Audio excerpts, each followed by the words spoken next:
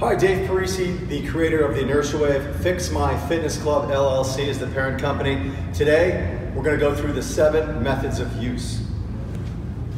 By now, you've received your Inertia Wave. You have the Inertia Wave in your kit. The complete kit comes with rail straps, carabiner.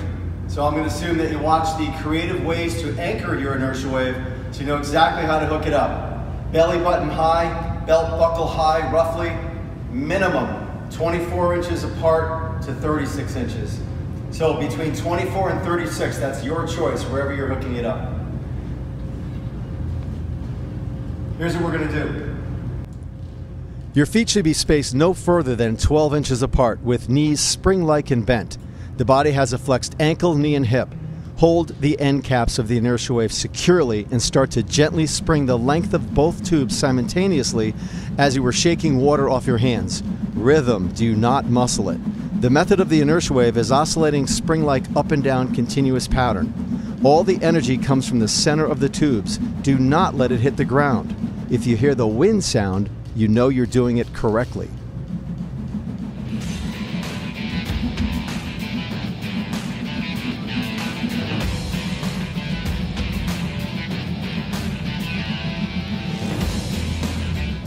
You were just watching the method called the Inertia Wave. As fast as you can, as hard as you can, under your active control, never letting it hit the ground. When you hear the wind sound, you know you're doing it properly. Okay, now we're going to go into the Hero Wave, a tribute to our veterans. The Hero Wave is going to sound like a drum roll. Here's what I want you to do. Your feet should be spaced no further than 12 inches apart, with knees spring-like bent. Hold the end of the tube securely and start to spring the tubes as if you were recreating the motion of a drum roll. The center of the tubes will hit the ground. The method of the Hero Wave is a spring-like up and down continuous drum roll pattern, with each tube moving in opposite direction. Right, left, right, left, right, left. One at a time. The tubes must hit the ground.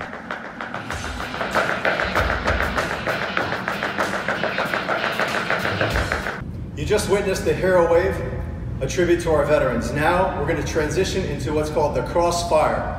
Some of you know it as anti-rotation, anti-twist for the oblique system.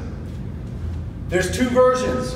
I'm going to show you the training wheel version, which I highly recommend for you and your clients in the beginning. Watch the transition because I'm going to go from 2 hands and I'm going to release my hands. Here's what I'd like you to do. Your feet should be spaced no further than 12 inches apart, with knees spring-like and bent. Drive your elbows back and grab both tubes. Hold both tubes closely to your belly. The body has a flexed ankle, knee, and hip during the Crossfire method. Hold the end cap securely and start to transversely flutter both tubes simultaneously on a horizontal plane. Both tubes move together. Both tubes are simultaneously rocked on a horizontal plane. Now release your hands slowly and let the tubes follow each other.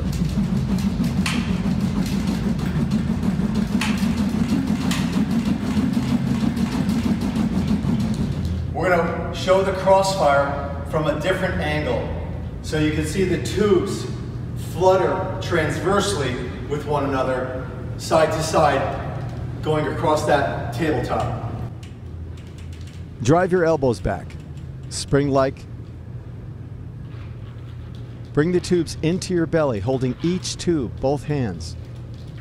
Flutter those tubes side to side so they follow each other.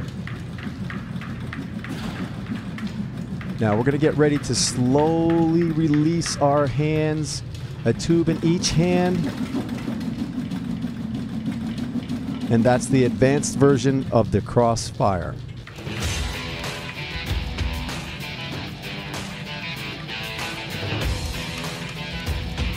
Always remembering that your feet are never more than 12 inches apart. Take advantage of the instability or the unstable surface to engage more core musculature as well as the superficial muscle that expand over certain numbers of joints that are responsible for strength and power. You want the best of both worlds.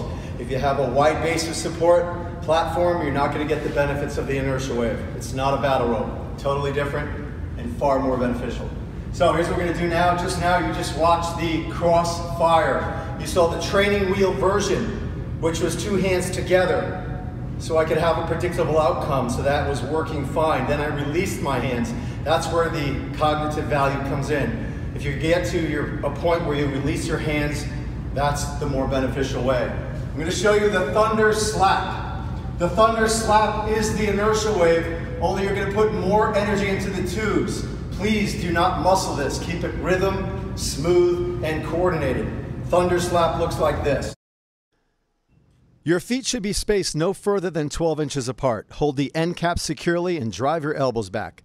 Now act as if you're performing the method of the inertia wave. The method of the thunder slap is a spring-like up and down pattern. As the speed builds in the tubes, slap them together on the ground. Keep the slap and keep the momentum.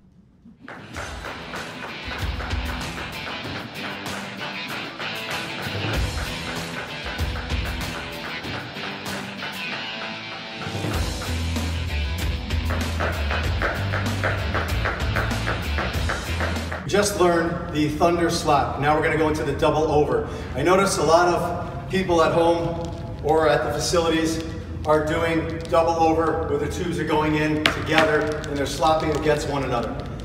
Double over is circumduction. We're going to go left hand clockwise, small circle.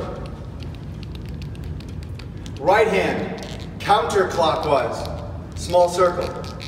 Then we're going to try to transition right, left, right, left, right, left, right, left, right, left. Small circles where they don't go into each other. Once you get the hang and the coordination of going right side, left side, what I'd like you to do is try to have them go over each other. Hence, double over. Here's what I'd like you to do. Your feet should be spaced no further than 12 inches apart with knees spring-like and bent. Slowly start to rotate your right hand counterclockwise as your left hand clockwise. This is circumduction, fluttering one tube over the other. Stay loose in the wrist. Listen for that wind sound. The method of the double over is a fluttering circle, one over the other.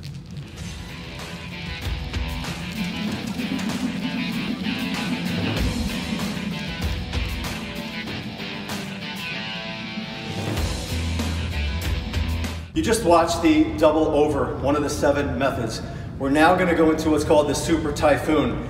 In my opinion, as the creator of the inertia wave, it's the most difficult one because you're transitioning from that sagittal plane, quarter turn to the right, and you're getting that anti-rotation engagement, especially from the oblique system. So it's very beneficial. Here's what we're going to do, is not drop the tube. Leave that in there.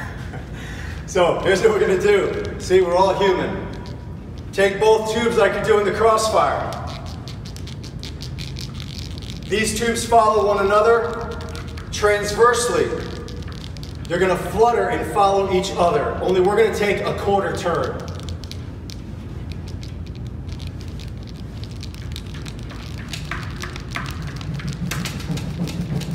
Ten.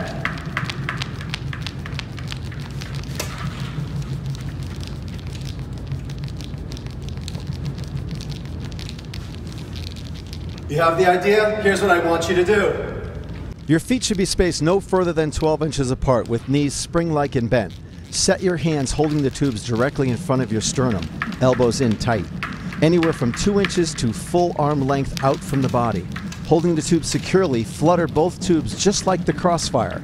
The method of the Super Typhoon is like the Crossfire, resulting in an oscillating spring-like transverse force.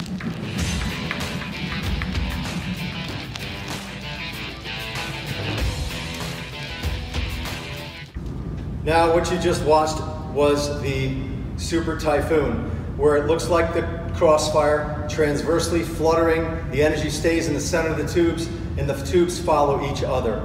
In regards to core engagement, energy systems, cognitive skills, and caloric expenditure, this by far beats all the 7 methods. It's called the oxygen thief, hence it really does kick your butt. So here's what we're going to do. Your feet should be spaced no further than 12 inches apart with knees spring-like bent. Hold the end cap securely, build the speed in the tubes as they slap the ground. The oxygen thief has the same pattern as the thunder slap method. Continuously slapping the ground at a jump squat several inches off the ground. The user is in the air as the tubes slap the ground. The user will repeat this method several times based on when they want to jump and the tubes hit the ground.